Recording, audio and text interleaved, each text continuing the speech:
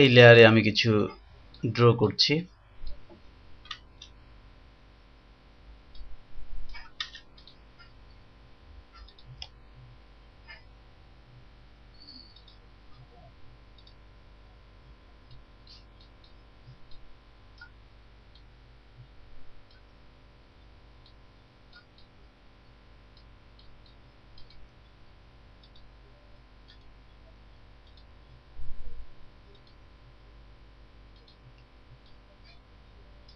আমি জাস্ট একটি rough draw করছি। আমরা মূলত এবার যে কমান্ডটি শিখব সেটি হচ্ছে new 3D postcard from layer. আমরা এই জন্য 3D এর এলিমেন্টটি নির্বাচন করলাম। লক্ষ্য করুন আমাদের যে লেয়ারটি ছিল সেটি পরিবর্তিত হয়ে গেছে। এটি মূলত একটি 3D অবজেক্টে পরিণত হয়েছে, এটি একটি 3D পোস্টকার্ডে পরিণত হয়েছে।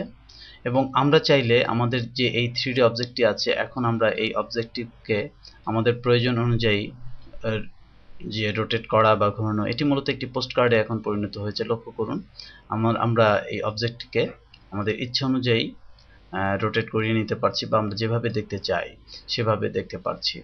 এই যে কমান্ডটি আছে এটি বেশ গুরুত্ব রাখে, কারণ ফটোশপে আমরা এর পূর্বে এই ধরনের কাজ করতে গেলে আমাকে লেয়ারটিকে ট্রান্সফর্ম করতে হতো, কিন্তু এইভাবে আমরা কন্ট্রোল করতে পারতাম না, কারণ 3D যে কন্ট্রোল টুলবারগুলো রয়েছে এটি খুবই পাওয়ারফুল একটি টুলবার, এবং আমরা এক্স্যাক্ট আমরা যেভাবে চাই আসলে সেভাবেই আমরা অবজেক্টকে রাখতে পারি।